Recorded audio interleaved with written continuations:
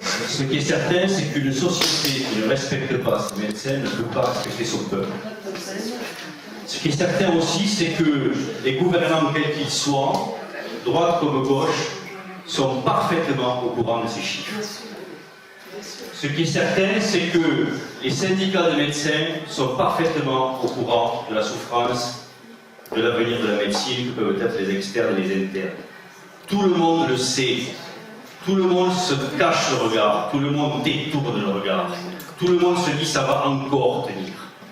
Ils peuvent faire encore. Ils peuvent faire plus.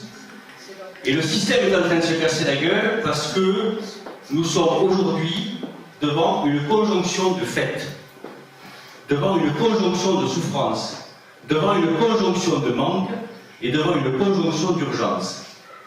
Et le système va craquer de toutes parts si on ne fait pas le job. Parce que personne ne fera à notre place. Parce que personne ne l'a jamais fait à notre place. Alors je voudrais remercier Mathilde de son intervention parce qu'elle est ce soir, et Alban aussi, les représentants, la représentante et le représentant de l'avenir de la médecine. Et on a une filiation à avoir, on a un respect à avoir envers ceux qui vont vivre l'avenir de ce métier. Ce métier est vieillissant. Je rappelle 53 ans de moyenne pour les généralistes, 55 pour les spécialistes. Et c'est un des particularismes de l'UFML, ça fait longtemps qu'on le dit, ce n'est pas aux gens de 55 ans de décider de l'avenir de ceux de 25. Ça serait folie. C'est à eux, les jeunes, de décider de l'avenir de la médecine parce que c'est eux qui vont le vivre.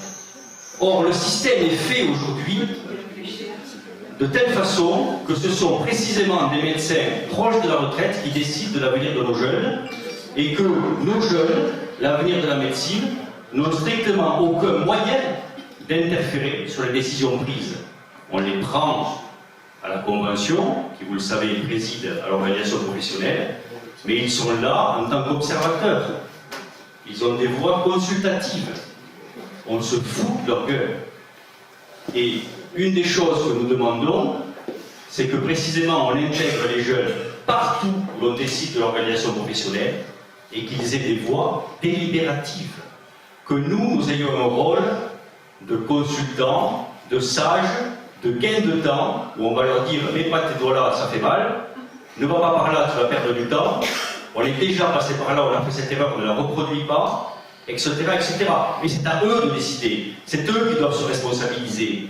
Or, ils ne peuvent pas se responsabiliser si on ne leur donne pas les moyens de la responsabilité, et les moyens de la responsabilité, c'est précisément la responsabilité.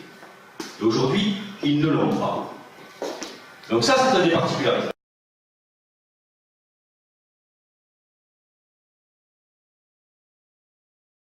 On parle toujours de sortie ou de protection en quelque sorte du système sanitaire par une rigueur sanitaire qui doit être appliquée plus ou moins à l'un ou à l'autre, puisqu'on est au sein d'une même enveloppe contrainte et que si on veut donner plus de gâteau à l'un, il faut diminuer l'apport de l'autre. C'est tout le problème de l'interaction de l'ONDAM.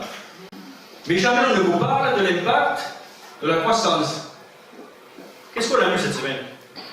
On a vu les politiques nous dire c'est merveilleux, on a équilibré les comptes de la Sécu parce qu'il y a eu 253 000 emplois de plus dans le privé. Et que donc, la croissance qui était chiffrée à 0,7 devrait être de 2% si elle continue sur la même pente. Problème résolu, nous dit-on, en nous mettant de parler de la CADES, qui, vous le savez, est l'accumulation des dettes, qui aujourd'hui est à 156 milliards et qui continue à être très importante. Mais pour autant, ce qui est frappant, c'est la déclaration de notre ministre qui a dit l'assurance maladie est équilibrée, mais pour de mauvaises raisons. C'est-à-dire que l'emploi est une mauvaise raison d'équilibre de l'assurance maladie. Et que l'on va donc continuer à vous appliquer de la rigueur dans le cadre où la croissance viendrait à s'effondrer. Alors, ça lève quand même une réflexion qui est évidente et basique. Quand vous êtes ministre d'un gouvernement, logiquement, vous soutenez sa politique économique et à tout le moins vous y croyez. Donc vous n'allez pas dire j'ai des doutes quant au maintien de la croissance, si jamais elle s'effondre, on va quand même taper sur les médecins parce que comme on est globalement mauvais, on ne va pas y arriver, donc on va leur taper dessus. La croissance augmente. Bon, Si en tout cas elle continue, la Sécu est sauvée. Si la Sécu est sauvée, on devrait logiquement penser qu'on va investir beaucoup plus dans le soin, comme le disait Henri tout à l'heure, en tout cas dans un système qui est profondément créateur de richesse, start-up, etc. Ben non. On continue à appliquer de la rigueur. Pourquoi? Parce que quand même, globalement, qu'on le veuille ou non, c'est le deuxième petit bémol, globalement, qu'on le veuille ou non, la politique de santé, et encore une fois, droite, centre, gauche, etc., est basée sur de l'idéologie et du dogme, avant toute chose. Avant toute chose, avant toute considération sanitaire, considération économique, idéologique, dogmatique, mais pas sanitaire. Pas sanitaire. Les politiques, et là où je te rejoins, les politiques confondent secteur public, santé publique. Tout pour eux, la santé, c'est la santé publique. Et donc, dans ce hiatus, il y a l'hôpital.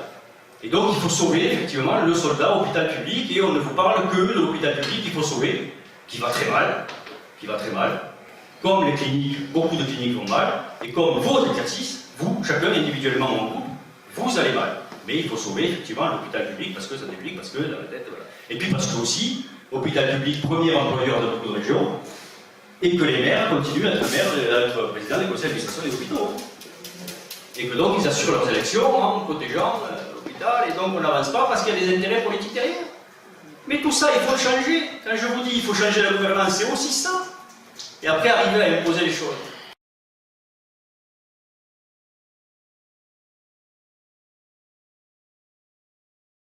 Alors tu parlais, après, juste je termine rapide, tu parlais effectivement de grève générale et en tout cas de revenir sur le tarif d'autorité, ça je n'en ai pas parlé, évidemment tu as raison. On ne peut pas accepter que, parce qu'on consulte un médecin non conventionné en secteur 3, on soit remboursé sur une base totalement ridicule alors même qu'on cotise à la Sécu. Pourquoi on parle de ça?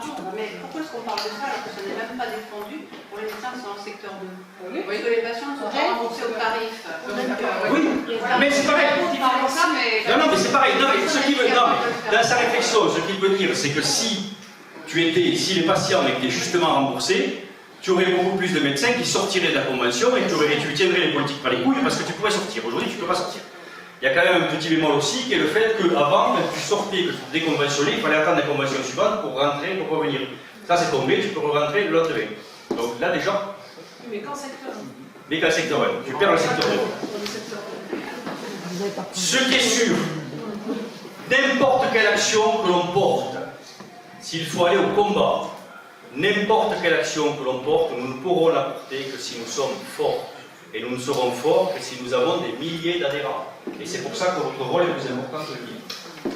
Oui, mais est-ce qu'on est défendable? C'est ça le problème, parce que quand on décide d'une grève de télétransmission puis que personne ne l'a fait, quand on leur dit d'arrêter les cabinets puis que personne ne l'a fait, alors est-ce qu'on est défendable?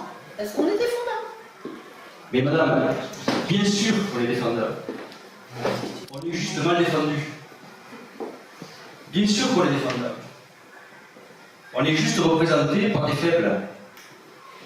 Et on est encore plus faible, parce que je reprends le même raisonnement, votre rôle est plus important que le mien, et donc on est encore plus faible que les faibles qui nous défendent. Il faut changer ça. Et nous, on est là ce soir pour vous montrer qu'il y a une structure qui entend changer tout ça. Et jamais ça n'a existé. Même si on vous dit, mais il y a eu des coordinations, mais il y a eu des syndicats, et tel syndicat au départ, il arrivait, il voulait, gna gna gna. Non. Les lignes que nous défendons n'ont jamais été défendues. Nous voulons, mais je vous le dis, c'est pas si vous voulez, de la glorification personnelle, ou le fait de... Non. On veut défendre un vrai changement. On a ce que Frédéric Bizard, avec qui on travaille beaucoup, appelle une révolution systémique.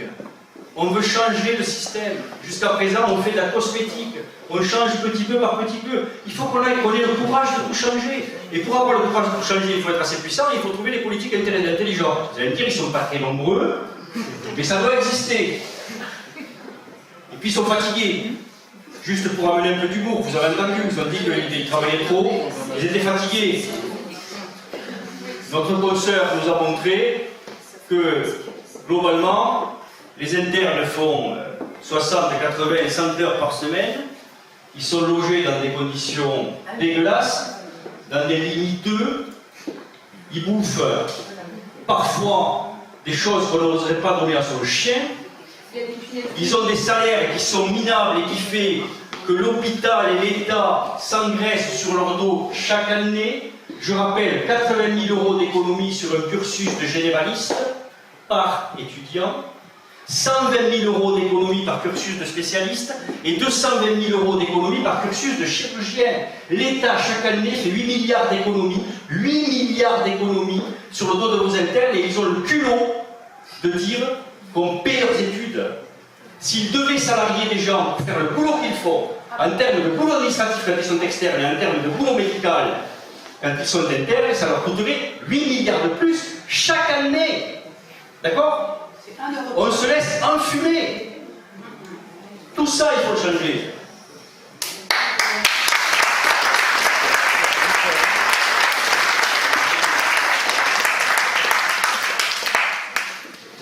J'étais assez d'accord par rapport à ce que tu as dit, qu'il fallait que les jeunes ils se bougent aussi. Seulement, en fait, au sein de structures qui sont censées être complètement indépendantes, on observe notamment au CNGE qu'ils ont récupéré des fonds de l'assurance maladie pour faire des recherches sur le cancer qui sont très élevées en plus. Et l'indépendance, là, en plus, c'est des. Nous, moi je suis parti du CNGE, je dirais heureusement et malheureusement, mais je ne défends pas du tout ces subventions de l'assurance maladie, car du coup, en termes d'indépendance, on n'en a plus. Et deuxièmement, on voit bien qu'il y a un conflit d'intérêts maintenant entre l'assurance maladie et CNGE, et il ne faut pas oublier que CNGE, c'est ceux qui forment nos internes et nos futurs médecins. Ouais. Donc ça, je suis un peu choqué de ces procédures. C'est vrai. Il y a rien à dire. C'est CNG de France, hein. Voilà. Qui a plombé ça.